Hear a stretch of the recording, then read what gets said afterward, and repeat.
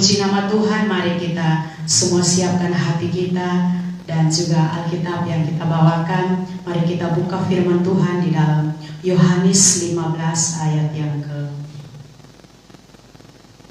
Yohanes 15 ayat 9 sampai ayat yang ke-17.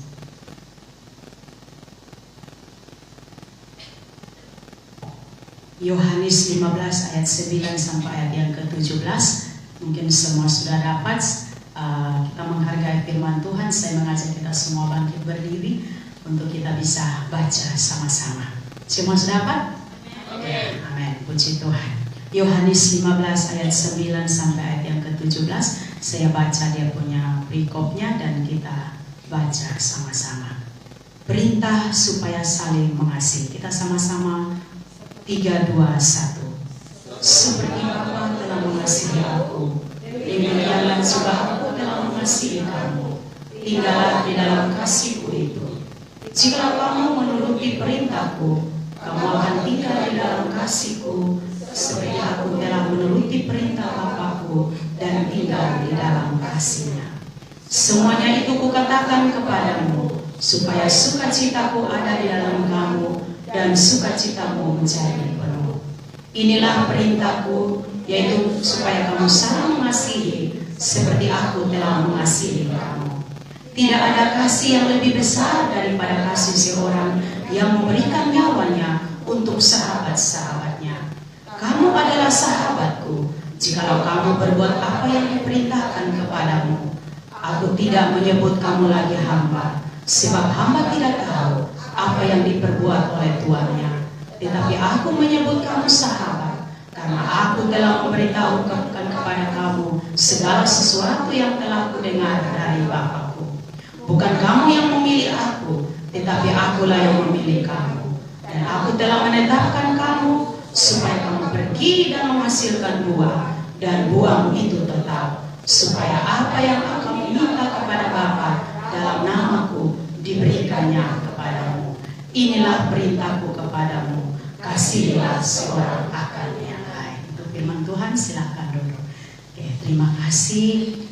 Puji Tuhan, pagi hari ini kita masih diberikan kesempatan untuk kita mau muji Tuhan, bahkan kita mau mendengarkan firman Tuhan. Sekali lagi shalom. Ya, puji Tuhan. Di sini dalam Lembaga Alkitab Indonesia dia berbicara tentang perintah supaya saling mengasihi, dan saya berikan satu tema kecil, yaitu dipilih untuk berbuah. Dipilih untuk berbuah. Amin. Ya, seperti di dalam ayat yang ke-16 itu dia bilang, bukan kamu yang memilih aku, tetapi akulah yang memilih kamu. Ya, jadi ayat ini mengingatkan kepada kita bahwa kita tidak memilih Tuhan, tetapi Tuhanlah yang memilih kita. Amin. Ya, Tuhan yang memilih kita. Ya, supaya apa? Kita mau berbuah dan buah itu tetap. Ya. Bagaimana supaya kita bisa menghasilkan buah? Ya, yang pertama adalah kita harus tinggal di dalam kasih Tuhan Yesus. Kalau kita mau berbuah, kita harus tinggal di dalam kasih Tuhan Yesus, yaitu di dalam ayat yang ke-9 sampai ayat yang ke-11 itu dia bilang, seperti Bapa telah mengasihi aku, demikianlah juga aku telah mengasihi kamu. Tinggallah di dalam kasihku itu. Ya, ayat 10 dia bilang, jikalau kamu menuruti perintahku, kamu akan tinggal di dalam kasihku, seperti aku menuruti perintah Bapa-Ku dan tinggal di dalam kasihnya. Ya, Yesus dia taat kepada Bapa. Ya, mungkin itu terbukti bahwa dia rela mati di atas kayu salib. Ya, waktu kita lihat di Taman Getsemani, dia berdoa sampai keringat darah. Sampai dia bilang, kalau bisa Tuhan ambil ini cawan daripadaku. Karena dia tahu dia tidak mampu, tetapi karena dia taat kepada Bapa, dia bilang, biarlah kehendakmu yang jadi, jangan kehendakku. Amin. Ya. Jadi di sini katakan bahwa kita harus mengasihi Tuhan. Amin. Mengasihi Tuhan artinya kita juga mengasihi Tuhan, kita juga mengasihi sesama kita. Itu kasih yang terutama dan yang terutama. Amin. Ya, itu kasih. Kalau kotong sudah lakukan semua, kalau tanpa kasih percuma semua. Ya, kotong bisa berbahasa roh, kita bisa bernubuat, tetapi kalau kasih tidak ada, itu semua percuma. Dan enggak. Pagi hari ini diajarkan kepada kita supaya kita saling mengasihi. Mengasihi sesama kita, mengasihi diri kita sendiri, mengasihi sesama kita, dan juga kita mengasihi Tuhan. Karena pemulihan kita adalah suatu anugerah. Kalau kotong ada di sini, ini adalah suatu anugerah. Amin.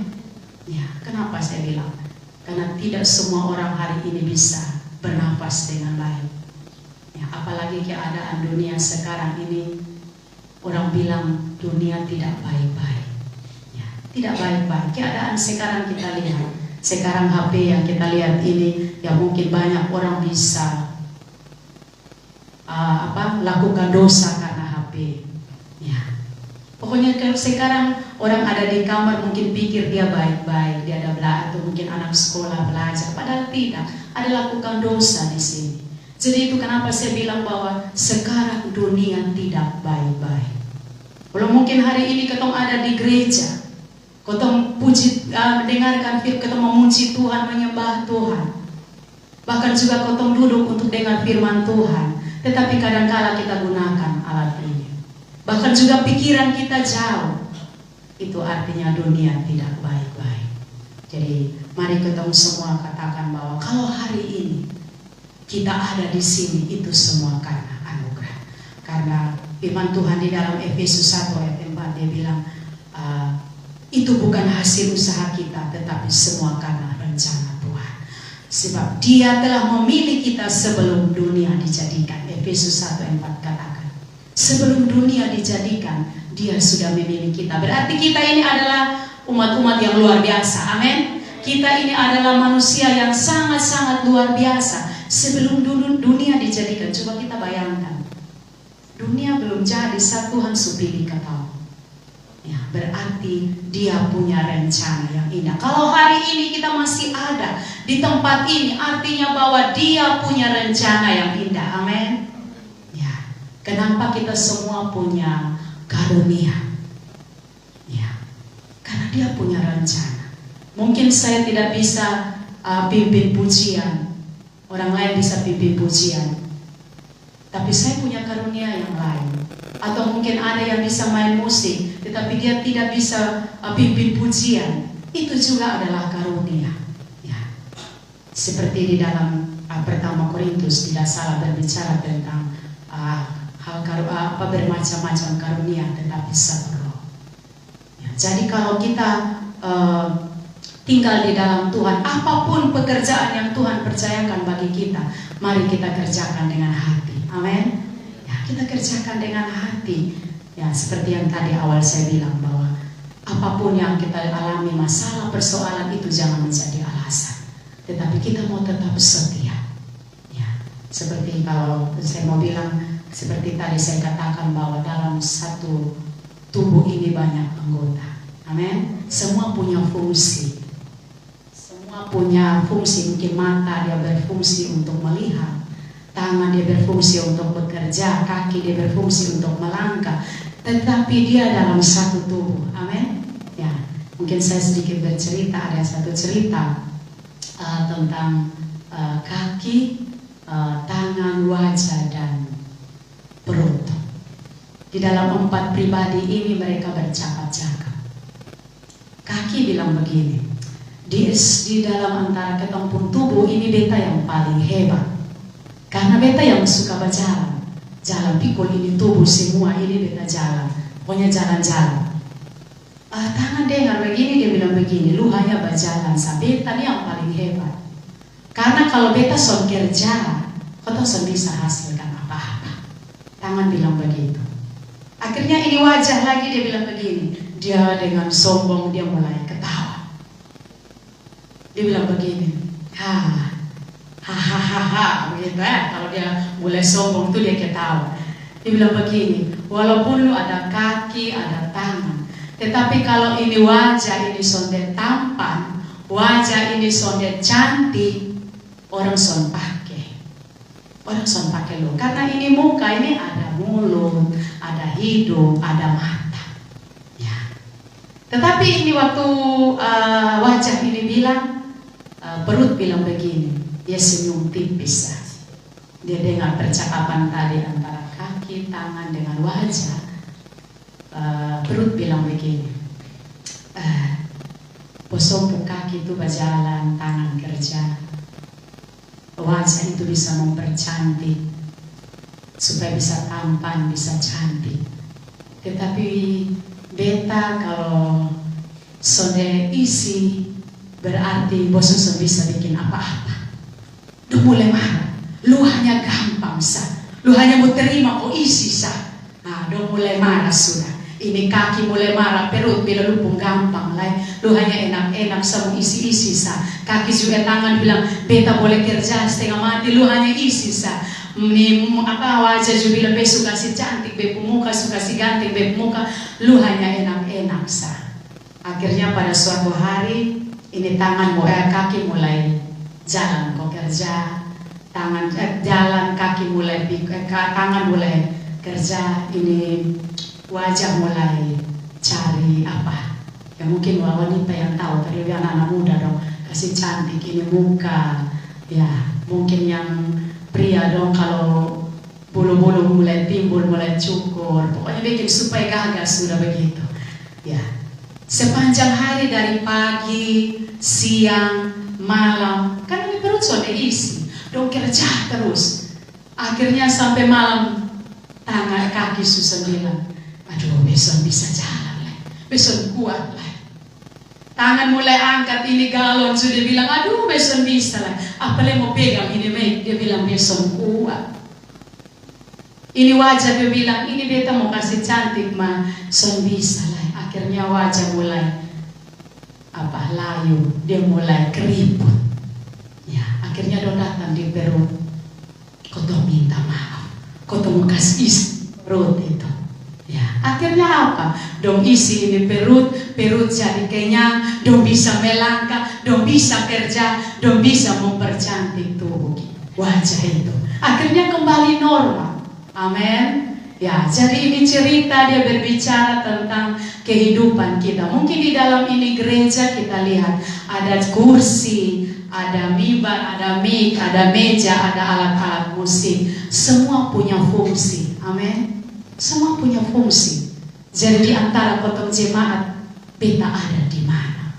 Apakah beta ada di kursi, beta jadi kursi? Apakah beta jadi mic? Apakah beta jadi alat musik? Apakah beta jadi apa ini? CCTV kan? LCD? Ya. Semua punya fungsi. Amin. Kalau kotong datang di gereja son ada kursi, pasti orang marah-marah. Ini kayak dihohop, dong ini undang kotong datang gereja dong son siap kursi. Ya, akhirnya jadi apa? Bahasa yang sode baik. Sonnya pakai alat musik juga, kotong menyanyi kering-kering, walaupun WR bilang lompat, kotong son lompat. Kau harus menyanyi kering-kering san. Ya, kalau kotong seperti ada mic ini juga, tadi bebas suara kalau omong ini pasti son dengar, harus pakai pengeras suara. Bahkan juga LCD juga gitu, beta yang son tahu lagu, tinggal lihat biar mulut bergerak, yang penting memuji Tuhan. Ya karena ada tulisan di situ. Berarti semua punya fungsi. Amin. Ya.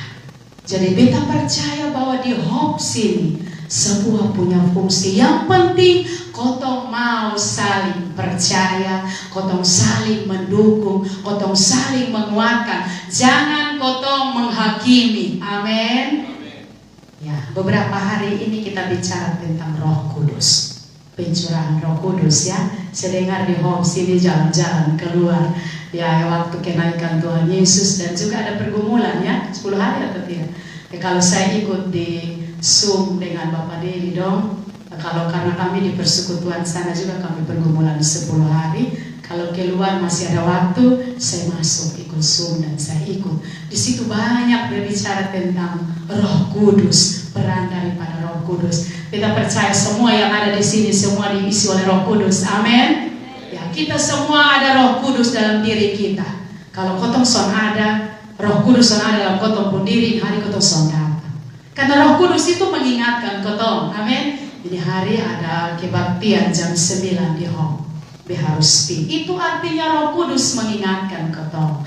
Berarti ketong semua sudah punya kuasa, ketong semua sudah punya urapan. Amin. Ya. Otoritas Tuhan sukasi di ketong. Ya. Jadi mari ketong tetap bersatu. Api terus menyala. Amin. Ya. Kalau api terus menyala, dia akan lebih panas lagi. Betul ke saudara? Ya, jadi kalau satu orang dia pun api mulai kurang-kurang, yang lain datang. Kalau ketong di desa itu masak masih pakai kayu api ya, itu mulai tolak ini kayu supaya satukan kembali, dia bisa menyala. Atau mungkin kita pakai kompor gas, kalau dia mulai habis ya pasti isi gas. Atau pakai kompor sumbu, kalau dia mulai menyala mulai kurang-kurang, kita mulai cek sudah. Oh, pasti minyaknya kosong. Oh, mungkin sumbernya mulai kotor. Kita mulai bersihkan. Berarti kita saling mendukung satu sama yang lain supaya api itu tetap menyala karena Roh Kudus ada di sini. Amin. Roh Kudus ada pada diri kita. Kuasa, urapan, otoritas ada pada diri kita. Kalau kita mau dekat dengan Tuhan. Ya. Kalau api tetap menyala, kita percaya ini hope pasti kursi akan. Kalau badan pengurus tetap bersatu, tetap api tetap menyala, kita percaya bahwa jiwa-jiwa akan datang. Amin. Karena dong akan bilang, kenapa ada apa di sana? Karena ada api. Api apa? Api Roh Kudus. Amin. Karena kotong semua sudah punya kuasa, kotong semua sudah punya urapan. Kenapa orang yang berdiri di sini dia begitu memuji Tuhan, menyembah Tuhan? Karena ada kuasa. Kotong yang ada di situ jadi transfer. Kotong seperti magnet. Dia seperti tadi yang ada di sini. Kotong ada di sana. Kotong begitu menyembah Tuhan karena ada tarikat. Amin. Ada tarikat. Ya, beta son tahu belah lagu dan awal sampai akhir. Minta maaf son tahu. Tetapi di situ Roh Kudus terus bekerja dan tadi beta son berdiri jadi patung. Beta tetap menyembah Tuhan karena ada Roh Kudus dalam diri kita. Jadi mari ketemu semua, mungkin anak-anak muda. Halo anak-anak muda, saya percaya bahwa Tuhan memakai kita semua. Amin. Bahkan kita orang tua juga. Kita bilang, beta bukan jadi pengurus, jadi beta biasa-biasa. Tidak. Kita semua punya kuasa, punya urapan. Coba kita buktikan itu. Kalau dalam keadaan apa kita berdoa, pasti ada mujizat. Amin. Ya, itu bukti bahwa kita punya kuasa, punya urapan. Ya, saya punya suara ini sudah punya waktu berapa minggu lalu saya datang ke sini untuk pimpin itu saya batuk ya, dan itu selesai saya bersuara mulai hilang dan karena pergumulan 10 hari saya pimpin pujian mungkin banyak akhirnya dan hari yang ke-8 itu tidak bisa dengar suara lagi. Tetapi saya bilang ini bukan alasan. Saya tetap menyembah, saya pegang mic, saya bilang Tuhan sampai saya jamah saya pun kerongkongan, saya bilang Tuhan jangan permalukan saya mau melayani Tuhan ya. Tapi itu Tuhan buktikan, mereka bisa dengar dan bisa selesai. Dan walaupun hari ini saya di sini suara masih serak-serak, tetapi saya percaya itu semua karena Tuhan ya. Itu semua karena Tuhan. Dan juga roh saya tidak tenang waktu hari Senin, tidak salah Bapak Didi telepon saya, Bu Rita nanti jadwal di Hope tanggal 15, saya bilang iya siap Bapak, saya bilang begitu. Nah sebenarnya sekitar hari Rabu karena saya juga majelis di kami punya gereja dan saya juga sebagai bendahara. Di situ ada muat di grup kami majelis katanya bahwa hari ini kami harus evaluasi majelis. Langsung kebetulan Pak Dokter Billy WA saya sekitar hari Kamis ya. Hari Kamis Ibu Rita nanti jadwal Hope. Saya langsung kasih tahu semua. Hari Minggu saya tidak bisa dokter, saya rincian. Tanggal 15 saya ada evaluasi di gereja karena saya jadi bendahara. Tanggal minggu lagi itu saya jadwal untuk pimpin di saya punya gereja. Dan juga minggu lagi yang tanggal 29 karena kebetulan kami ada terima mahasiswa dari Salatiga untuk praktik di gereja kami dan tinggalnya di rumah saya. Jadi saya bilang kita mau berpisahan, jadi saya bulan ini tidak bisa melayani di Hope. Tetapi roh saya tidak tenang Waktu saya WA dokter Billy, saya tidak tenang. Saya bilang, Tuhan tolong saya. Saya juga tidak tahu, Bapak Dedi biasa kasih saya tema. Tapi ini hari Kamis, tidak saya mau kasih tahu Bapak Dedi juga, karena saya tidak bisa ikut. Ya. Tetapi kemarin pagi-pagi saya mungkin sekitar 6:30 saya telepon Aci, Aci saya siap. Ya. Karena memang roh saya tidak tenang. Jadi itu jangan alasan. Jadi saya pagi itu saya kemarin hari Jumat sore saya telepon, saya cek, saya punya teman majelis, sekretaris. Oh ini hari baru mau pertemuan saja untuk tentukan tanggal kapan kita evaluasi. Oh nah hanya tentukan sana biar dia tapi melayani. Ya jadi saya di sini juga saya tidak tahu karena saya tidak siap firman Tuhan seperti apa. Sewaktu itu saya ambil tentang Ayub. Kita mau belajar tentang bagaimana kesalehan Ayub. Tetapi tadi pagi saya bangun, saya pura bilang kita harus berbicara bagaimana kita mau bertumbuh dan mau berbuat. Ya, karena saya pikir ya itu juga tema hope ya. Ya. Jadi mari kita semua belajar. Saya mau katakan bahwa apapun yang Tuhan pakai buat kita mau jadi apapun, kita tetap melayani Tuhan. Amin. Ya, mungkin ketong di sebagai jemaat bilang, kok beta jadi apa ini? Ya, mungkin Aci Aw bilang, kok besok tua ini dia mau bikin apa? Ya, tetapi kita semua punya talenta, amin. Mungkin dia kasih nasihat, dia kasih, pokoknya apa saja yang Tuhan kasih itu juga talenta. Kita menghargai itu, amin. Yang penting kita saling menguatkan, kita saling mendukung satu sama yang lain. Yang penting kita juga jangan menghakimi. Ya, karena di dalam Galatia 5 ayat 22 sampai 23 itu berbicara tentang buah-buah roh. Buah-buah roh itu kita tahu di situ ada kasih, damai sejahtera, sukacita. Terakhir itu dia bilang ada penguasaan diri. Penguasaan diri itu yang buat kau bisa kosong deh. Dia bisa menguasai diri kosong deh. Saya pernah berapa tahun lalu, 2-3 tahun lalu, kami juga ikut pergumulan seperti kemarin pencurahan Roh Kudus. 10 hari-hari yang ke-8 saya bergabung dengan persekutuan doa yang lain. Kami berbicara tentang kerendahan hati. Waktu sore kita mau pulang, ya pembicara dia bilang begini, besok pagi, pokoknya mulai pulang, semua belajar tentang kerendahan hati. Dia bilang ini kita mau merendahkan diri, ini seperti apa ini? Dia bilang besok datang pergumulan lagi harus bersaksi. Saya pulang, saya jaga saya buah hati. Saya begitu jaga saya buah hati, tetapi di dalam Ayub bilang iblis itu dia menjelajah bumi. Dia keliling, dia cek, apalagi orang anak-anak Tuhan. Walaupun kita baca Ayub itu, walaupun dia bilang kotong dibentengi, tetapi kalau kotong buka celah, dia akan masuk. Ya. Di situ saya tetap jaga hati saya dan itu terbukti. Pokoknya orang mau bilang apa, saya tetap merendahkan diri. Saya tidak balas, hanya Tuhan kuatkan saya. Ya, akhirnya sore saya mau jalan, pas jam 3:30 saya mau jalan. Karena dari pagi, pokoknya dari yang pulang kemarin itu pagi, siang, sore saya tetap jaga saya buat. Karena kebetulan di rumah kami itu waktu itu kami pakai air pump dan kami tidak bayar berapa bulan, akhirnya di petugas datang cabut kembali. Dan itu menjadi pergumulan saya. Dan waktu pergumulan saya bergumul, Tuhan, kami butuh air. Karena kalau tidak ada air, kami payah ini. Karena harus pergi ambil sampai di sungai. Itu begitu agak jauh. Ya. Dan itu terbukti saya tidak pernah hubungi ini petugas PAM. Tetapi waktu sebelum 3:30 itu, petugas PAM datang, dia bilang, Mama Rita, potong datang pasang kasih Mama Rita air. Gratis lagi. Ya, jadi yang saya tidak bayar berapa bulan itu saya tidak bayar. Mereka pasang. Saya bilang Tuhan, dari kemarin, tadi pagi, tadi siang saya jaga ini kerendahan hati. Akhirnya itu terbukti. Dan saya pulang pergi pergumulan saya bersaksi ini.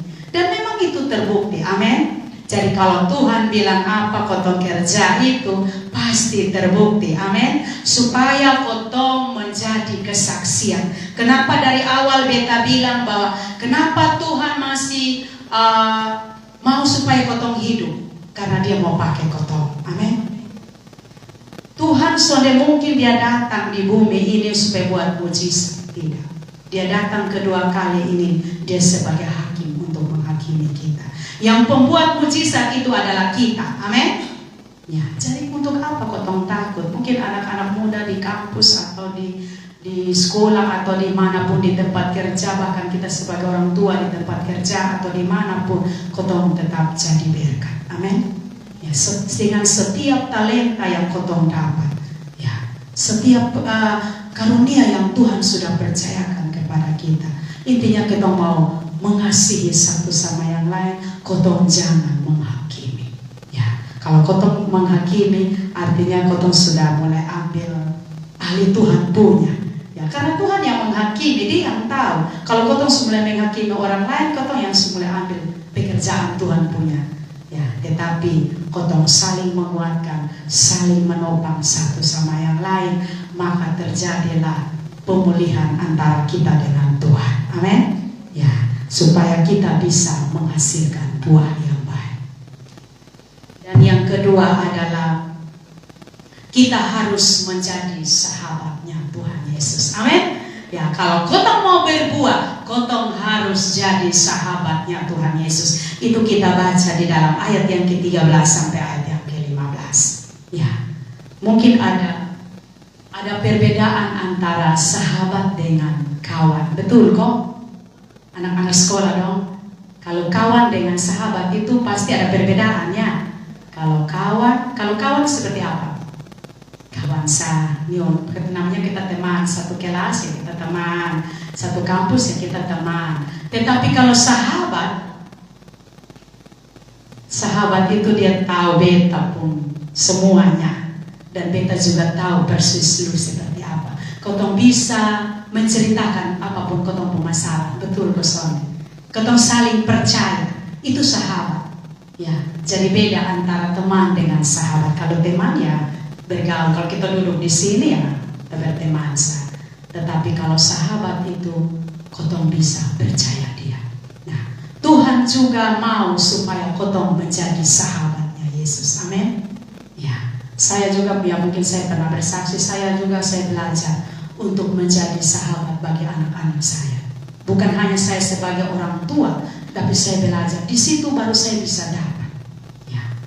Waktu saya ikut kegiatan tentang pengasuh dengan cinta, di situ saya berpikir karena kita mengasuh anak itu dari kecil, baru kita mulai belajar ajar dia seperti ini. Jadi waktu itu saya bilang begini, aduh bepo anak dongsu remaja semua dia mau bikin kemana. Tetapi waktu itu beta bertanya di narasumber, di fasilitator, dia bilang begini, mama pulang mama harus belajar jadi sahabat. Nah, saya punya anak dua yang laki-laki punya karakter yang berbeda. Yang satu, yang mungkin tahu, biasa ada di sini. Yang sulung itu dia orangnya pendiam, son pernah omong apa-apa. Kalau yang kedua itu aktif. Masih di SD saya kena panggil terus. Kena panggil terus di sekolah, karena apa? Kalau dia buat salah, guru sonto dia sedikit, ini hari kursi meja dong tendang semua. Kena panggil pulang. Ya, jadi saya punya anak karakter yang berbeda. Bagaimana beta mau jadi sahabat? Kalau yang aktif itu pasti bisa cerita. Di sekolah kemana dia cerita. Tapi yang pendiam ini agak susah. Karena apa? Itu saya belajar waktu dia masih SD. Kalau mau terima rapor, biasanya saya tidak tahu kalau di kota kayak seperti apa. Tapi kalau kami di desa, orang tua kalau mau terima rapor kita sampai itu anak-anak semua datang. Ketemu dia mama minta uang jajan. Ya, kalau anak SD biasa. Saya punya anak tidak, malah dia lihat beta dari sana dia langsung sembunyi. Ya, dan itu terbawa sampai dia dewasa dan beta mau jadi sahabat ke mana. Tapi di situ beta belajar. Mau duduk dekat dengan dia kalau di saat dia ada duduk, saya duduk dekat, dia langsung bangun. Dia akan bangun. Apalagi mau tidur sama-sama, tidak akan. Tetapi saya belajar, saya bilang, saya mau bagaimana dengan anak saya supaya dia jadi sahabat. Saya hanya bilang begini, kakak, mama juga butuh kasih sayang. Ya. Mama juga butuh pelukan juga. Di situ mungkin dia sadar, jadi dia duduk, saya duduk dengan dia, dimulai dekat. Itu awalnya duduk sama-sama. Saya mulai cari bagaimana saya bisa jadi sahabat yang baik, supaya dia bisa bercerita dengan saya. Karena selama ini saya tidak tahu dia punya keadaan di sekolah seperti apa, saya tidak tahu. Dari SMP, pokoknya dari SD, SMP, SMA sampai kuliah. Ya, tetapi waktu dia berapa semester itu, dia mulai cerita. Saya mulai bercerita dengan dia. Karena kalau dia ada di sini di Kupang, kita telepon, itu saya mulai susun 5 kalimat. Mau omong apa, omong yang itu. Kalau masih tanya Ipan, lu makan dengan apa? Tahu kau makan cuma setengah lah. Itu dia jawaban. Jadi kalau mau tanya dia mau bikin apa, itu sudah. Kalau sudah langsung kasih mati hati. Jadi omong yang to the point. Pokoknya omong apa, omong itu. Mau omong yang lain-lain sudah bisa. Ya. Jadi itu yang membuat saya akhirnya belajar dan terus belajar, dan puji Tuhan. Saya sudah bisa jadi sahabat bagi anak-anak saya. Mereka bisa cerita, saya pun anak yang ada di Salatiga juga bisa cerita keadaan bagaimanapun kita menjadi sahabat. Ya itu contoh. Jadi kalau dengan anak kita, dengan siapa saja kita mau jadi sahabat, apalagi dengan Yesus, kalau kita menjadi sahabat yang baik dengan dia, kita mau ceritakan semuanya dengan dia, dia pasti akan memberi yang terbaik buat kita. Amin.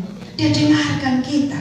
Ya, saya belajar, saya pun anak. Jadi kalau dong marah-marah atau bikin salah, apalagi kemarin saya bu anak yang nomor 2 agak sedikit ini, dia marah di telepon, saya dengar, silahkan omong, selesai, sampai dia menangis, selesai saya bilang begini, sudah omong habis, dia sudah omong, akhirnya dia mulai masuk, di situ dia mulai tenang, mama beta minta maaf, sekarang mama mau siap, mama berdoa, siap. Ya, jadi kalau kita jadi sahabat dengan anak-anak kita, berarti dia aman, tenang. Amin. Ya, karena saya lihat, saya punya orang-orang yang ada di desa. Kalau seperti saya pernah bilang di sini, bahwa kalau kita menjadikan rumah kita itu yang baik, pasti anak-anak tidak bisa ceritakan, apalagi segala masalah yang tadi saya bilang, HP. Dong mencari dong masalah, ada pertanyaan apa-apa, dong sudah cerita di orang tua, dia akan tanya kepada orang lain. Nah, baik kau dapat sahabat yang baik, tapi kalau kau dapat sahabat yang baik, dibilang sudah, akhirnya jalan keluar atau dapat jalan itu ya satu-satunya pilih jembatan merah, jembatan kembar itu, nah di situ. Ya, tetapi beta percaya bahwa kalau kau menjadi sahabat yang baik dengan Tuhan, apapun keadaan kita, Tuhan pasti menolong kita. Amin. Ya. Tuhan pasti menolong kita, dan kita akan bertumbuh dan kita akan menghasilkan buah karena kita sudah dipilih oleh Tuhan. Amin. Ya, jadi kita jangan khawatir karena kita mau jadi sahabat Tuhan. Apapun keadaan kita, cerita semua itu, masalah, persoalan, kekurangan, ya kita cerita semua itu dengan Tuhan. Kita percaya jawaban Tuhan itu pasti ya dan amin, bahkan juga tepat pada waktunya. Amin. Jadi kita jangan khawatir, seperti yang tadi awal saya bilang, kotong sudah punya kuasa, urapan, otoritas. Jadi tadi firman Tuhan bilang kalau kotong mengasihi Tuhan, apa yang kotong minta, Tuhan pasti jawab. Amin. Tuhan pasti jawab, karena kita ini adalah orang-orang yang sangat luar biasa dari semua ciptaan. Nah, kenapa dia mau kasih biar kotong? Pasti tidak mungkin. Ya, apalagi dia masih kasih kotong kesehatan, kotong masih ada sampai hari ini. Dia punya rencana yang indah bagi kita. Jadi apapun mungkin pekerjaan kita ataupun usaha kita, pendidikan kita masih terhambat, kita percaya bahwa semua ada waktu Tuhan. Amin. Ya, yang penting kita kerjakan saja, kita jalani, kita nikmati saja. Tapi kalau kotong bersungut-sungut, itu berkat dia lebih jauh lagi dari kotong. Tetapi kotong mau bersyukur seperti tadi Kakak WL bilang, kotong mau bersyukur, itu berkat semakin datang. Amin. Bukan kotong yang kejar berkat, tapi berkat yang mengejar kita. Haleluya. Amin. Ya. Kalau kotong mau jadi sahabatnya Yesus. Dan yang ketiga adalah kita harus menjadi murid Kristus yang taat. Amin. Kalau kotong mau berbuah, kotong harus jadi murid Kristus yang taat. Itu ayat 16 dan 17. Dia sudah memilih kita berarti dia punya rencana. Kotong harus menjadi murid yang taat. Taat ini hanya 2 huruf, T-A-A-T, pokoknya bolak-balik. Tapi coba kotong lakukan, agak sulit. Tetapi kalau kotong mau rendah hati, kotong mau dengar, kotong mau apa yang Tuhan bilang kotong kerjakan itu, pasti semuanya ada jalan keluar. Amin. Ya, jadi mari kotong tetap taat, kita menjadi murid yang taat kepada Tuhan, supaya apapun masalah, karena memang masih ada di dunia ini pasti kita punya masalah, supaya kita harus menjadi murid yang jadi orang-orang yang luar biasa. Amin. Karena Yesus kita luar biasa. Bahkan juga kita menjadi orang yang setia. Bahkan juga kita harus menjadi murid yang berpotensi. Amin. Kita harus jadi murid yang berpotensi. Jangan kotong sudah punya karunia, kotong Tuhan sudah kasih kotong talenta, kotong diam-diam. Seperti itu talenta yang Tuhan bilang itu. Satu dia dapat 1, satu dapat 5. Yang satu bilang, gue dapat 1, dia biar dia terkubur diam-diam, kubur dalam-dalam di situ.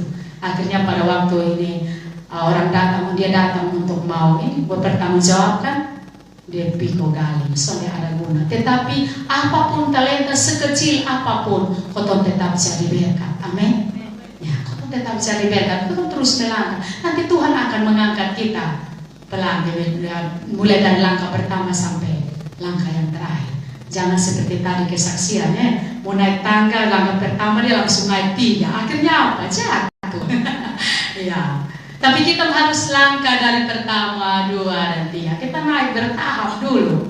Ya, kalau kotong sampai di atas, yang penting kita ingat, kotong jangan sombong. Itu kunci. Karena kalau kotong sudah di atas jatuh turun itu cepat sekali. Kalau kotong mau naik ini yang pelan-pelan. Nah, kalau belum bisa jadi WL, masih dipercayakan jadi singer, berdoa pasti suatu saat akan jadi WL. Amin. Ya, gitu. Semua ada waktu Tuhan. Kalau belum dipercayakan untuk jadi pengkhotbah, suatu saat akan jadi pengkhotbah. Amin. Pengkhotbah yang luar biasa. Mungkin hanya baru belajar setiap hari Sabtu, baru sharing-sharing. Nanti akan Tuhan boleh angkat. Yang penting hati kita. Amin. Tuhan lihat ini hati. Kalau kotong melayani dengan tulus, Tuhan akan mengangkat kita. Karena itu janji firman Tuhan. Dia bilang dia akan mengangkat kita bukan jadi ekor, namun menjadi kepala. Ya, saya bersaksi waktu saya juga seperti ini. Itu juga saya belajar dari hal yang kecil. Karena memang firman Tuhan bilang, kotong belajar dulu dari hal yang kecil. Kalau kotong Tuhan kasih hal yang kecil, soalnya bisa mana dia mau kasih yang besar. Ya, kita belajar dulu yang kecil. Waktu saya mulai belajar dari hal yang kecil, ikut persekutuan masih jadi anak muda gitu, ikut persekutuan, saya punya kerinduan supaya saya bisa pimpin pujian. Padahal saya bersuara di kiri. Kalau saya angkat duluan pujian, apalagi yang pakai musik lengkap, aduh itu saya agak susah. Jadi saya datang di Hope ini, saya takut ini dengan pujian. Kenapa? Kalau saya pilih saya selesai. Karena memang saya tidak begitu tahu dengan musik begitu. Tapi saya punya kerinduan supaya saya mau pimpin pujian. Tapi kalau kotong punya hati, Tuhan angkat kita. Tetapi di situ juga ada ujian. Pada waktu pernah saya pimpin pujian di KKR, di lapangan, di atas panggung. Pada saat mulai penyembahan, ini pas mau firman, masih menyembah, belum menyanyi, masih menyembah. Pemimpin firman datang, tarik mic, dia langsung menyembah. Pertama, saya rasa malu karena banyak orang, saya di lapangan. Kedua, ini saya pun tubuh ini sepertinya tidak ada tulang, lemah semua, hilang. Berapa yang ada yang hilang. Tapi saya mulai belajar. Tapi saya tidak marah. Saya bilang, Tuhan, kalau Tuhan mau bentuk saya siap. Ya, saya siap. Saya tidak marah, karena itu saya mau belajar. Dan yang kedua, saya pernah kena tegur juga. Karena biasa waktu kami di persekutuan itu doa setiap hari Senin. Waktu itu masih Senin sampai Sabtu. Jadi saya hari Rabu di gereja, saya memimpin pujian. Waktu itu saya dengan almarhum suami saya, kami sudah sama-sama karena awal itu bukan minang langsung nikah ya, tidak, kita peminangan dulu bahwa saya ke rumahnya orang tuanya, nanti 1 tahun lagi baru kita menikah. Jadi waktu kita belum menikah, saya ada di situ, saya masih tetap pimpin pujian. Ini orangnya yang sama, dia datang, ikut persekutuan. Pas saya pimpin pujian, dia langsung bilang begini, Nona Rita tidak boleh pimpin pujian karena kamu masih bersinar. Itu kata yang sangat sakit. Bersinar masih sakit. Saya dengar itu rasa sepertinya, karena memang kata persinaran itu bagi saya itu rasa yang kata yang membuat saya ya dengan kata lain lah begitu. Tetapi saya tahu bahwa itu menjadi pembelajaran bagi saya. Saya siap, saya terima. Akhirnya saya lepas, maka saya tidak. Saya bilang kalau Tuhan mau bentuk saya. Ya, jadi akhirnya saya tidak marah. Saya bilang terima kasih Tuhan supaya Tuhan ingatkan saya kok. Saya jangan hidup seperti itu. Kita harus menikah baru bisa melayani Tuhan. Ya, jadi itu pembelajaran bagi saya dan saya terus bangkit. Dan akhirnya Tuhan percayakan.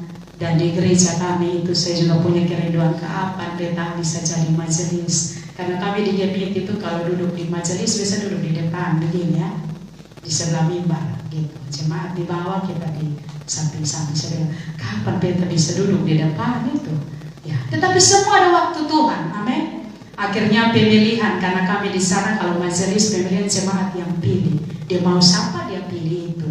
Jadi puji Tuhan waktu itu terpilih, saya jadi suara paling banyak dengan almarhum suami saya. Jadi kami dua penatua dalam satu rayon. Akhirnya saya ada di depan lah. Di situ saya punya kerinduan. Kenapa? Kapan saya bisa naik di atas mimbar? Ya, karena itu tidak bisa diizinkan. Kami orang Gemit tidak sembarang naik mimbar. Karena kebetulan di gereja kami belum ada pendeta. Ya, jadi bagi kami 5 rayon, jadi dipercayakan penatua senior yang naik mimbar setiap hari Minggu bergantian. Jadi karena di dalam satu rayon itu saya dengan suami saya almarhum, kami sama-sama dalam satu rayon, jadi dia yang dipercayakan naik mimbar. Tapi Tuhan punya rencana bagi, ya bukan karena Tuhan ambil dia ya, tapi itu semua karena Tuhan. Tuhan ambil dia, sekarang yang ganti posisinya harus saya. Jadi waktu Bapak Klasis panggil saya, dia bilang begini, Ibu Rita siap naik mimbar. Saya bilang, saya tidak bisa Bapak. Padahal di waktu awal itu saya punya kerinduan, tapi saya bilang, saya tidak bisa Bapak. Karena naik mimbar ini kita duduk di atas, berdiri di atas mimbar, semua pemata pasti di beta. Apalagi ketong Gemit ini mimbar di atas, paling atas tuh, itu pasti lihat turun, itu semua pemata di beta. Dia bilang Bapak tidak bisa. Ini ibadat naik di mimbar ini bukan seperti ibadat rumah tangga kok. Ya kita sering-sering omong-omong 1-2 ayat selesai. Tidak. Tapi Bapak Klasis bilang begini, Bapak Pendeta bilang begini, kalau bukan lunas apa, kalau bukan sekarang nah kapan lagi. Saya ingat saya punya, karena di persekutuan doa kami itu kami punya moto itu ya, itu di persekutuan penabur punya moto yaitu bahwa kalau bukan beta nah siapa lagi, kalau bukan sekarang nah kapan lagi. Ya saya ingat itu, saya punya moto, saya bilang Tuhan terima kasih kalau memang Tuhan mau pakai saya. Dan puji Tuhan saya diizinkan untuk naik mimbar, dan saya juga bersyukur Bapak Dedi, Dr. Billy dan juga semua top bisa mempercayakan saya ada di sini. Berarti artinya bahwa Tuhan mengangkat kita, dia lihat dari hati kita, kerinduan kita, amin. Jadi mungkin anak-anak yang masih belajar, ya saya percaya semua ada waktu Tuhan. Saya mau bilang bahwa kenapa tadi yang saya bilang kotong harus jadi murid yang berpotensi. Kotong semua ini sudah berpotensi, amin. Kotong semua sudah punya karunia, sudah punya urapan, sudah punya kuasa. Mari kita lakukan itu supaya kita bisa menghasilkan buah, dan buah itu banyak dan banyak orang bisa menikmati, amin. Ya, tapi kita juga harus berhati-hati, karena kalau kotong berbuah, apalagi dalam 1 tahun hanya kita lihat kalau pohon 1 tahun 1 kali dia berbuah, banyak rebutan. Dia belum masak, anak kecil mulai lempar. Ya itu masalah, persoalan, tantangan, amin. Ya, kalau masih buah masih muda, dong lempar kasih jatuh, akhirnya dong makan buang-buang sah. Ya saya lihat di rumah, saya rumah tuh ada pohon jambu, yang biasa kita bilang kujawas, kujambu biji, kujawas. Itu biar masih buah masih kecil-kecil, anak kecil seperti makan buang-buang di situ. Ya walaupun saya larang, tetapi dong tetap petik. Nah itu, jadi kalau kotong menghasilkan buah, kita juga jaga itu buah supaya dia jadi masak dan banyak orang bisa menikmati. Amin. Ya, walaupun kita mau berbuah ada masalah, ada persoalan, ada tantangan, sakit, penyakit, tapi kita kuat di dalam Tuhan. Kita percaya bahwa kotong akan jadi berkat. kotong sulewati itu masalah, persoalan, sakit, penyakit, pasti kotong mau bersaksi. Dan orang-orang bisa melihat bahwa memang Tuhan itu luar biasa lewat kita. Amin. Ya, jadi kita bersaksi, jangan kita bersaksi orang lain. Kalau untuk orang lain ya itu hanya sebagai tambahan. Tetapi kesaksian itu muncul dalam diri kita. Kotong harus rasa dulu, baru kotong bisa bersaksi supaya orang lain bisa belajar dari kita. Amin. Kalau kotong sonde rasa mujizat Tuhan, kotong sonde rasa kuasa Tuhan, berarti kotong son bisa bersaksi kepada orang lain. Bagaimana orang mau belajar? Bagaimana kotong menjadi buah yang baik? Orang mau belajar dari kita.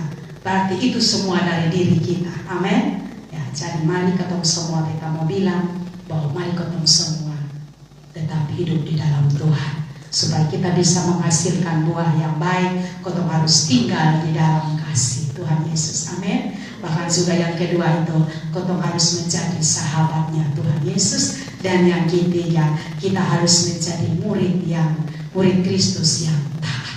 Jadi itu firman Tuhan bagi kita semua. Tuhan Yesus memberkati.